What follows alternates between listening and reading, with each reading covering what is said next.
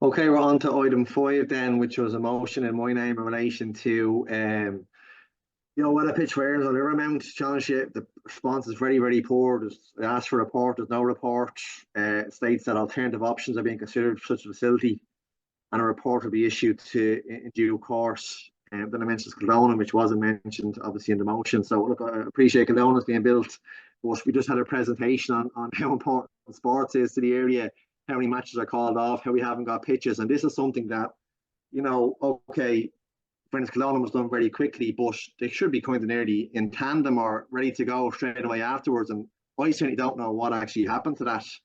I know the original plan was Talca Valley. Then we were told all of a sudden it was too small. Then there was Brent Geese mentioned. Like it just seems to be delayed and delayed.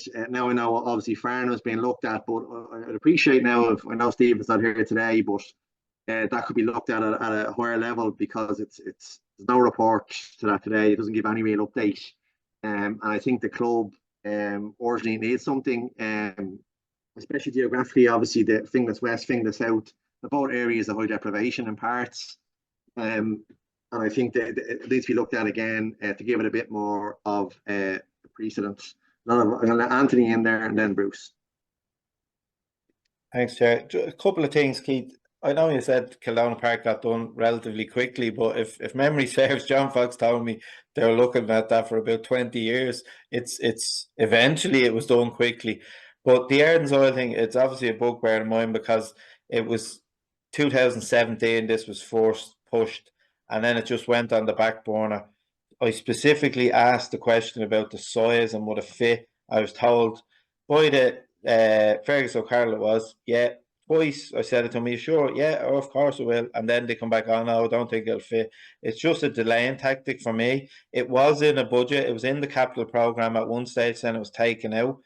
It boils back to me, it boils back to we don't have the resources to be doing these projects. We don't have the manpower to manage it, or we don't have our own staff to do it. And then the second part I think is this has come up numerous times before about the lack of a response that we get. In fairness, I don't think this particular area committee puts too many motions in, and the response we get sometimes is shocking. Like we get one-liners to a motion. That's, to me, when I started off in the council, you got a proper response, and there's someone here to answer it. You know, there's nobody here to answer it. And I know Stephen's on holidays, but that's grand. Someone else should be here to answer it. We've asked for Les Moore to be at this meeting a couple of times. I'm not sure if he refused, but he hasn't been here too often. If Stephen's not here, somebody else should be here to answer it. And that's a motion. Some of the responses we get in the questions are very similar. And if we don't have the staff to do it, put your hand up and say, listen, we're going to have to come back to you. We don't have the staff. But it's like officials in Dublin City Council are afraid to say that. I don't know why, but I just think it's very disrespectful for councillors when they put in a motion looking for something and they're not getting adequate responses or someone here to be questioned on it. Thanks, Chair. Thanks. Just I meant to add later, so a reporter was expecting something like, finance has been secured or what was previously secured. This is a timeline of what happened when nothing like that was in the report. It's not a report. It's a very poor answer. So I know public reps are going to a meeting on Saturday with the club, and there will be pressure on the council to deliver here as well. And I think, again, sorry, to Anthony's point, what I meant by Kildonan was it wasn't quick, but actually when it started to when it actually finished, I meant was quite quick. It was like a 6-month project more or less. So that's what I meant, as in this could proceed very quickly with the right location, with the right emphasis behind it. So I don't know, Bruce, you want to come in there, but I think certainly clarity around the finances. Is there capital money there for it? And if the updated timeline would be important. Thanks, Councillor Connolly. Yeah, look, I'm disappointed on two counts here. First, like the quality of the reply falls far short of what is required here, and I wish to apologise for this. That shouldn't have happened. You should have got a full report on this motion.